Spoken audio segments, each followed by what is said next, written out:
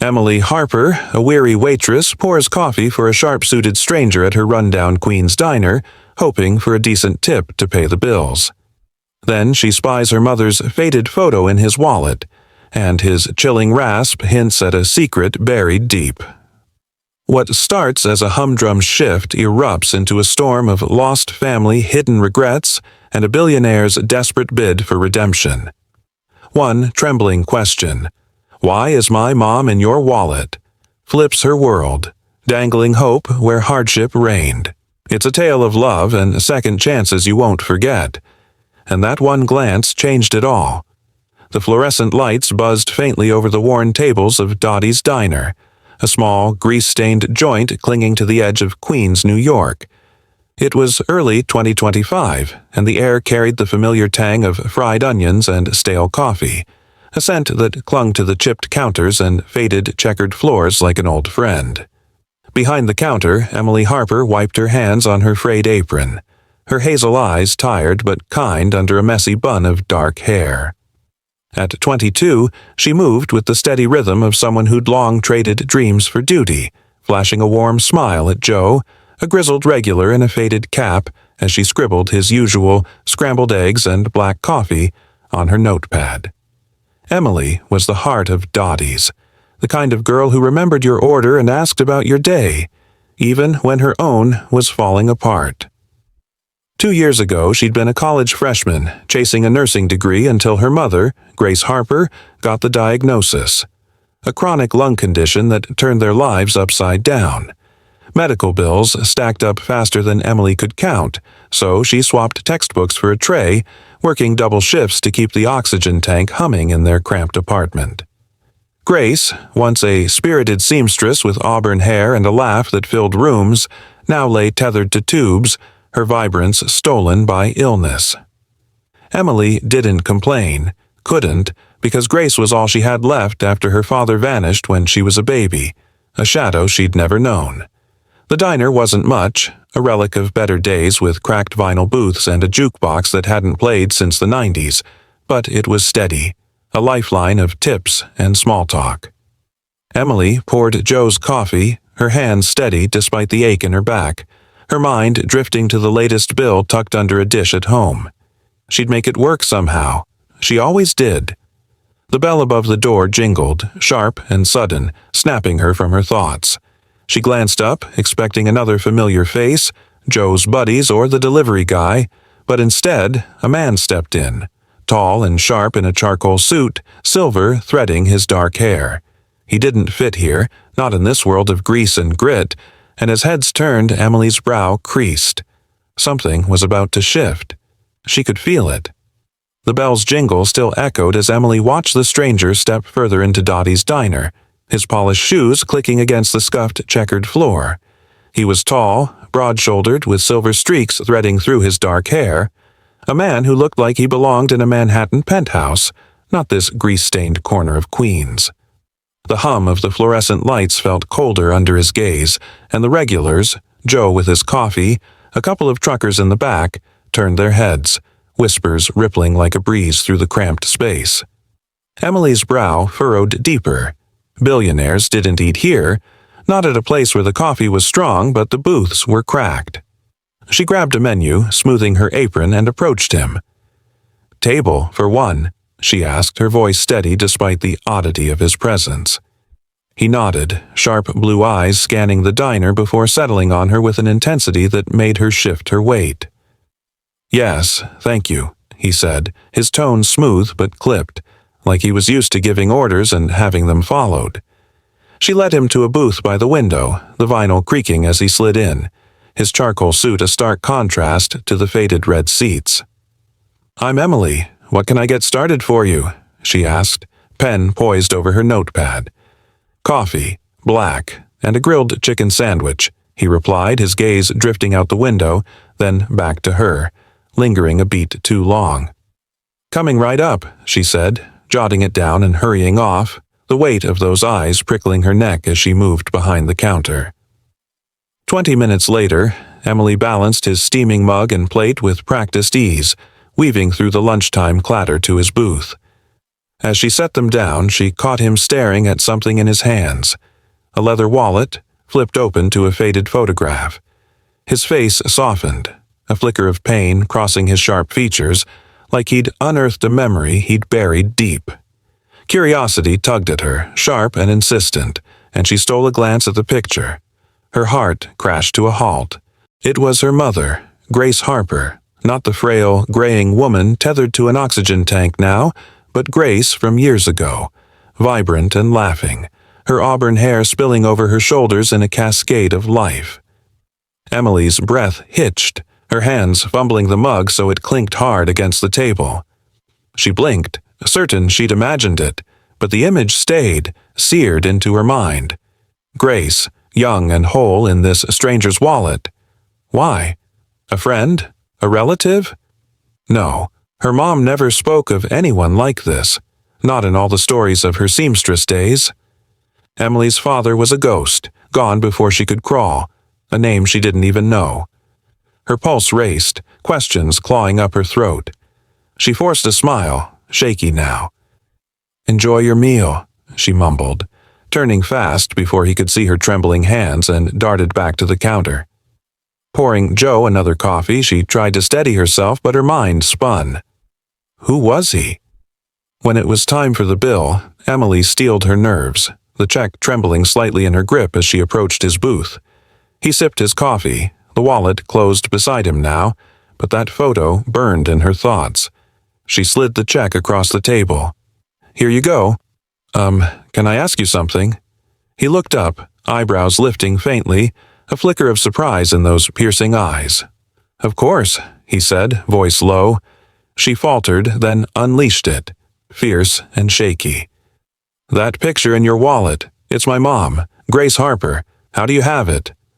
The man stiffened, his mug locked midair, and in a heartbeat, a storm of terror flared across his face, shock, guilt, a shadow of fear. "What did you say?" he whispered, barely audible. "She's my mom," Emily said, her voice trembling but firm, hands clenching at her sides. "How do you know her?" He set the mug down slow, too slow, his eyes locked on hers, searching. Then, without a word, he stood, yanked a crisp $100 bill from his wallet, far more than the meal, and dropped it on the table. "Keep the change," he muttered, brushing past her toward the door. "Wait," she called, but the bell jingled, and he was gone, leaving her rooted, the bill crumpled in her fist, her world tilting under the weight of a stranger who knew her mother's face. Outside Dottie's diner, Daniel Carver flung himself into the plush leather of a sleek black SUV parked across the cracked Queen's Street, his hands trembling as he slammed the door shut. The $100 bill he'd left on Emily's table was a blur, nothing compared to the earthquake shaking his mind. Grace Harper's daughter, his daughter. The waitress's hazel eyes, her trembling voice, "She's my mom," had ripped open a lockbox he'd bolted shut 23 years ago. He yanked out his phone, fingers fumbling as he dialed his assistant. "Mark, I need an address. The waitress at Dottie's diner in Queens, Emily Harper. Find her now." Mark's clipped reply came fast. "On it, sir." And Daniel stared out the tinted window, the diner's flickering sign blurring as his past roared back. He'd built Carver Industries into a tech empire worth billions, a fortress of wealth and power, but Grace was the ghost he couldn't outrun. 23 years ago, she'd been a seamstress with big dreams and a laugh that lit up his world. He'd been young, ambitious, terrified of roots. She'd begged him to stay, but he'd walked away, chasing success over love, over her. He didn't know she was pregnant. She'd never told him, and he'd never looked back, except for that photo, a faded snapshot of Grace laughing, tucked in his wallet like a splinter he couldn't pull out. Now, Emily's face. Those eyes, Grace's eyes, hit him like a freight train. Within 10 minutes, Mark texted an address. A rundown apartment building 5 blocks away. Daniel's voice was steel. "Go," he told the driver, guilt clawing at his chest. Meanwhile, Emily's shift dragged to its end at 8 p.m. the diner's hum fading as she locked the register and waved goodbye to Joe. Her sneakers scuffed the chilly Queens pavement as she trudged home, the crumpled $100 bill heavy in her pocket, her mind a storm of questions. That man, his suit, his shock, the photo of her mom, none of it made sense. Grace never spoke of rich strangers, only of a father who'd vanished before Emily's first breath, a blank spot in their story. She replayed his haunted look, the way he'd bolted, and her stomach twisted. Should she tell Grace? No. Her mom didn't need the stress, not with her lungs wheezing through every day. Emily shoved the thought down, focusing on the familiar rhythm of her steps, the cold biting through her thin jacket. She unlocked the door to their tiny apartment, the faint hiss of Grace's oxygen tank greeting her like an old friend. "Mom, I'm home," she called, kicking off her sneakers and dropping her bag by the sagging couch. "In here, sweetie," Grace rasped from the bedroom. Emily peeked in, forcing a tired smile. Grace lay propped on pillows, her once bright auburn hair now thin and gray, her face pale but her eyes still sharp. "How was your day?" she asked, voice soft over the tank's hum. "Weird," Emily admitted, sitting on the bed's edge. "Just the usual chaos." She swallowed the urge to mention the stranger. Grace's frail hands didn't need another burden. A sharp knock rattled the door, cutting through the quiet. Emily frowned. No one came this late. Not neighbors, not delivery. Her pulse quickened as she crossed the apartment and peered through the peephole. Her stomach dropped. It was him, the billionaire, his suit stark against the peeling hallway paint. She cracked the door, voice tight. "What are you doing here? How did you find me?" His blue eyes burned with urgency, though his tone stayed controlled.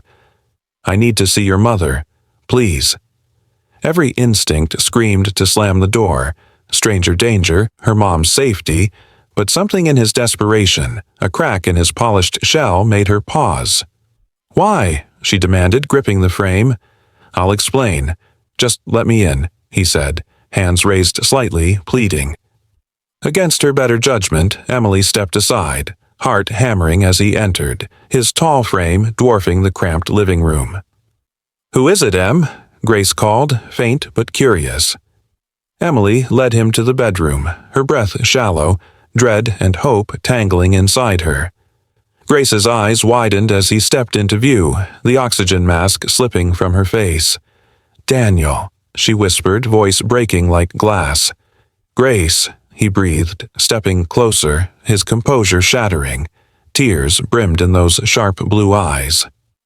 "It's been too long." Emily's jaw dropped, the room tilting. "Mom, you know him," she stammered, clutching the bedpost. Grace's gaze darted between them, her frail hands trembling. "Emily, this is... your father." The words smashed into her, the floor swaying beneath her feet. "What?" she choked, barely audible, staring at the man who'd turned her world upside down in a single night. The bedroom air thickened with Grace's words, "This is your father," hanging like a thunderclap over the hum of the oxygen tank. Emily's knees buckled, her grip on the bedpost the only thing keeping her upright as she stared at Daniel Carver, the billionaire stranger who'd walked into Dottie's diner hours ago. His sharp blue eyes brimmed with tears, his polished suit a mockery in their cramped, peeling apartment. Grace's frail hand reached for hers, trembling, but Emily couldn't move, couldn't breathe. "My father?" she rasped, voice cracking like the vinyl booths she scrubbed daily. The room spun, a lifetime of questions crashing into this one impossible moment. Daniel sank into a rickety chair by Grace's bedside, burying his face in his hands, shoulders heaving. "You're my daughter," he said, voice raw and muffled. "I didn't know." He looked up, tears streaking his chiseled face, and turned to Grace. "I didn't know, Grace, I swear." Grace's eyes softened, though her breath came shallow. "When you left, I found out I was pregnant," she said, her voice breaking over the tank's hiss. "I tried to tell you, but you were gone, building your empire. I couldn't reach you." Emily's chest tightened, her gaze darting between them. "Left?" she snapped, finding her voice. "You mean he walked out?" Daniel nodded, slow and heavy, like the weight of 23 years pressed him down. "I was young. Grace was too. We were in love, but I was scared," he confessed, his hands clenching. "She was a seamstress with dreams, and I was chasing a future I thought I couldn't have with her. I chose ambition over us. Over you. I kept that picture because it was the one piece of her I couldn't let go, a regret I carried every day." His voice cracked, raw with shame. "I didn't know she was pregnant. If I had—" He trailed off, the silence a wound between them. Emily's anger erupted, hot and jagged, spilling over the edges she'd held tight for years. "You ditched us for cash?" she snarled, lurching back, her fists clenched like iron at her sides. "Do you know what it was like, growing up with nothing, watching her cough her life away while I worked doubles to pay for that tank? You weren't there. You don't get to cry now." Her voice shook the room, tears burning her eyes. Grace reached out, frail fingers brushing her arm. "Emily, honey?" "No, Mom," Emily snapped, pulling away. "He doesn't get to waltz in here like some hero after abandoning us." Daniel flinched, his face pale, but he didn't look away. "I was a fool," he said, voice steady despite the tremble in his hands. "I thought success was everything, money, power, but I ran from responsibility, from love. I've spent my life chasing the wrong things, and I've regretted it every day since. Finding you, both of you, is real happiness, the kind I threw away." He stood, stepping closer, his eyes pleading. "Let me fix this," he begged, voice cracking. "Grace needs top doctors. I'll have them here tomorrow. Emily, you won't have to work yourself to death anymore. I've got a house upstate, plenty of room, clean air. Come with me, please." Grace's hand tightened on the blanket, her gaze soft but firm as she looked at Emily. "He found us now, sweetie," she said, voice a whisper over the oxygen's hum. "That's what matters. I don't have much time left. I want you taken care of." Emily's throat closed, her mother's words a knife twisting in her chest. She stared at Daniel, his tear-streaked face, the man who'd shaped her life by his absence. Part of her wanted to shove him out, slam the door on his fancy suit and empty promises. But Grace's cough rattled through the room, a stark reminder of the bills piling up, the shifts she couldn't keep pulling. She thought of her mom's smile, the one she hadn't seen in years, and the ache of losing her too soon. "I hate you," Emily whispered, tears spilling down her cheeks, but her voice softened, cracking under the weight. "You don't get to fix this like it's nothing, but... Mom." She glanced at Grace, her frail form a shadow of the woman in that photo. "She needs this." Daniel nodded, a flicker of hope in his eyes. "I'll earn your trust, I swear it." Emily wiped her face, anger warring with exhaustion. "Okay," she said finally, voice low, resolute. "But this doesn't mean I forgive you. Not yet." She turned away, the decision settling like a stone in her gut, a fragile bridge to a future she couldn't yet see. Daniel exhaled, relief mixing with the guilt still etched on his face, and Grace squeezed her hand, a silent tether in the storm. For better or worse, they were tied now, fractured, but not broken beyond repair. Days after that shattering night in their Queens apartment, Emily stood on the cracked sidewalk watching movers load Grace's oxygen tank into a sleek van. The air bit cold, a late winter chill clinging to the borough's gray streets, but the weight of her decision pressed heavier than the wind. Daniel had moved fast, too fast, arranging everything with a quiet efficiency that unsettled her. By week's end, she and Grace were leaving behind the peeling walls and unpaid bills for his sprawling estate upstate, a world of clean air and warm rooms she'd only seen in faded TV reruns. Grace sat in a wheelchair by the curb, her thin frame wrapped in a blanket, her gray eyes brighter than Emily had seen in months. "It's a fresh start, sweetie," she rasped, squeezing Emily's hand. Emily nodded, throat tight, but her gaze drifted to Daniel, directing the movers in his crisp coat. A fresh start didn't erase 23 years. The drive upstate stretched long, the city's jagged edges giving way to rolling hills and bare trees dusted with frost. Daniel's estate loomed into view, a grand house of stone and glass, its windows glowing against the dusk, surrounded by pines that whispered in the wind. Emily's breath caught as they stepped inside, polished wood floors, a fireplace crackling, space that swallowed their old apartment whole. Grace's new room was ready downstairs, wide and airy with a hospital bed and a view of the snow-dusted lawn. "This is yours," Daniel said, voice soft but firm, guiding them in. Emily's room was upstairs, a quiet haven with a soft bed and bookshelves she hadn't dared dream of. It was too much, too perfect, and it gnawed at her, a reminder of all they'd lacked while he'd built this empire. True to his word, Daniel brought in the best. Top lung specialists arrived within days, their white coats and calm voices a stark contrast to the harried Queen's doctors. Grace's treatment started immediately, oxygen levels monitored, medications adjusted, and within a week, her cough softened, her color returning like a faint echo of the woman in that wallet photo. Daniel hovered nearby, not pushing, but present, bringing Grace tea, asking about her old sewing days, his blue eyes softening with every raspy laugh she managed. For Emily, he left space. No demands, just small gestures. A tray of coffee left outside her door, a quiet, "take your time," when she brushed past him. One afternoon, he handed her an old photo album, black and white shots of him and Grace, young and in love, laughing at a park, her auburn hair catching the sun. "I thought you should have this," he said, voice low, then walked away. Emily's heart wrestled in the quiet of that big house. She'd sit by Grace's bed, watching her mother breathe easier, a relief she couldn't deny. Daniel's money was saving her, giving her time Emily had feared was gone, but anger simmered beneath it, a bitter current she couldn't shake.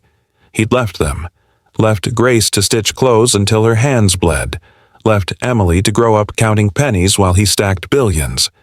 She'd catch him in the hall, his tailored suits a taunt, and turn away, her silence a wall he didn't dare breach.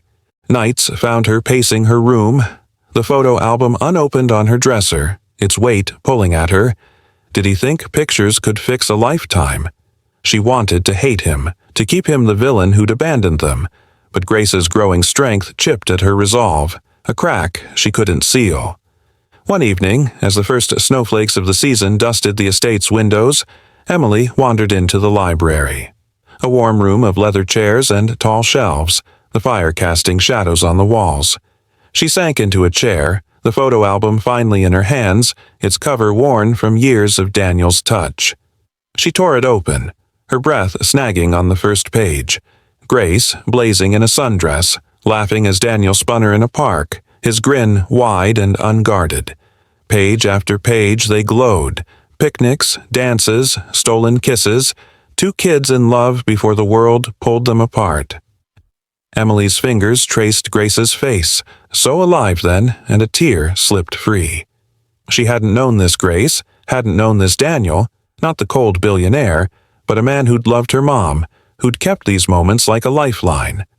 The door creaked, and Daniel stepped in, pausing when he saw her. "I didn't mean to," he started, but she cut him off, voice trembling.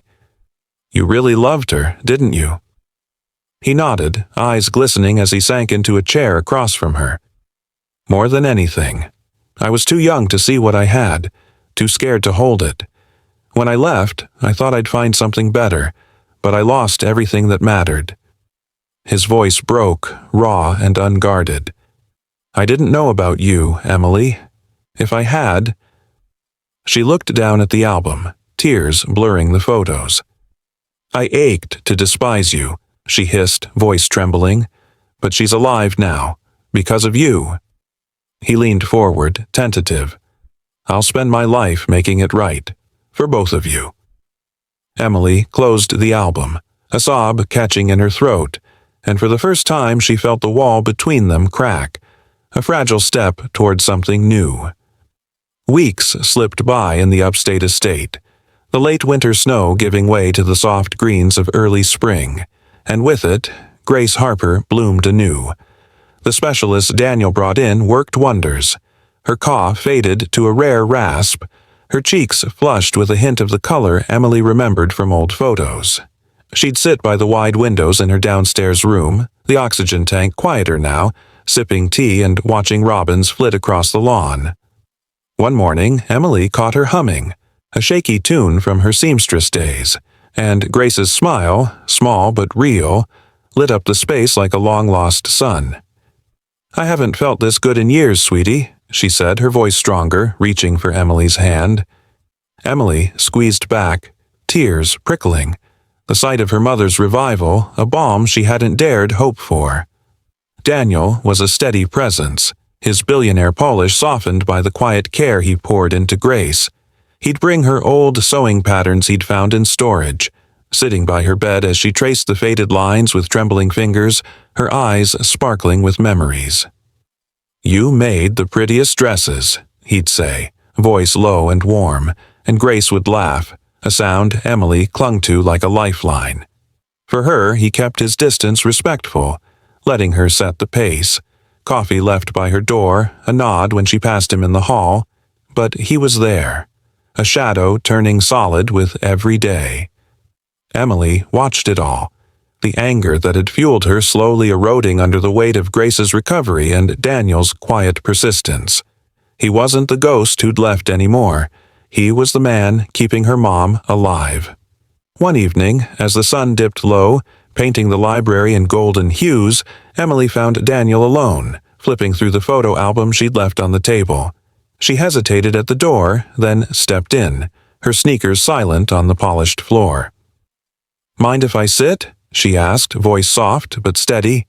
He looked up, startled, then nodded, sliding the album toward her. "Never," he said, a faint smile tugging his lips. She settled across from him, the fire crackling in the hearth, and opened to a photo. Grace and Daniel at a picnic, her head on his shoulder, his grin wide and carefree. "Tell me about her. Back then," Emily said, her curiosity breaking through the wall she'd built. Daniel's eyes softened, tracing the image. "She was fearless, funny, stubborn, full of dreams. We'd talk for hours about nothing and everything. I loved her more than anything. Still do." His voice trembled, raw with a longing that echoed in Emily's chest. She flipped another page. A dance hall, Grace twirling in his arms, and felt the anger slip further, replaced by an ache she couldn't name. "Why'd you leave?" she whispered, the question softer now, less an accusation. Daniel exhaled, leaning back, his face etched with regret. "I was a coward. Thought I had to prove something. To myself, to the world. I didn't see what I was losing until it was gone. You and her. You're my biggest mistake and my only chance to fix it." Emily's throat tightened, tears welling as she met his gaze, honest, broken, pleading. "I'm starting to believe that," she said, voice barely above a whisper, the wall crumbling under the weight of his words. He stood, hesitant, then stepped closer, arms opening slightly. Emily rose, her breath catching, and then she was in his embrace. Tentative at first, stiff with years of hurt, then tight, a floodgate breaking as she pressed her face to his shoulder. "I'm not going anywhere this time," he murmured into her hair, his voice thick with tears, holding her like she might vanish. She clung back, sobs shaking her, the warmth of his arms a lifeline she hadn't known she needed. "I'm still mad," she mumbled, muffled against his coat, "but I don't want you to go." He nodded, a quiet laugh escaping. "That's more than I deserve." They stood there, the fire's glow wrapping them, a fragile bond knitting together, father and daughter lost and found. Days turned to weeks, and a new normal settled over the estate. Grace stitched again, small projects by the window, her laughter filling the halls. Emily explored the grounds, the fresh air easing the exhaustion of diner shifts she'd left behind, her hands no longer raw from scrubbing tables. Daniel joined them for meals, simple dinners of soup and bread, sharing stories of Grace's youth, listening to Emily's quiet tales of Queens. The trio grew into a rhythm, fragile but real, each moment a stitch in a tapestry torn apart years ago. One night, as they sat by the fire, Grace squeezed Daniel's hand, then Emily's, her smile a bridge between them. "We're a family now," she said, voice firm despite its softness, and Emily nodded, the ache in her chest easing into something warm, a restoration she hadn't dared imagine. Months later, as winter returned to cloak the upstate estate in a soft blanket of snow, Emily sat by the library window, a mug of tea steaming in her hands. The glass framed a world of white, pines bowing under the weight, the lawn a quiet shimmer under the late afternoon sun. Inside, the house hummed with life. Grace's soft laughter drifted from the kitchen, mingling with the clink of dishes as Daniel brewed coffee. Emily leaned back in the leather chair, the fire crackling nearby, its warmth seeping into her bones. The photo album rested on her lap, open to that faded picture of Grace, vibrant, laughing, the spark that had flipped her life upside down at Dottie's diner nearly a year ago. She traced the image, her fingers lingering on her mother's face, and let her mind drift back. That day, the stranger in the suit, the shock of recognition, the anger and tears in their Queens apartment, felt like a lifetime ago. Grace had been fading then, tethered to an oxygen tank, her smile a rare ghost. Now she thrived, her cough a memory, her hands stitching again, her voice filling the estate with melodies Emily hadn't heard since childhood.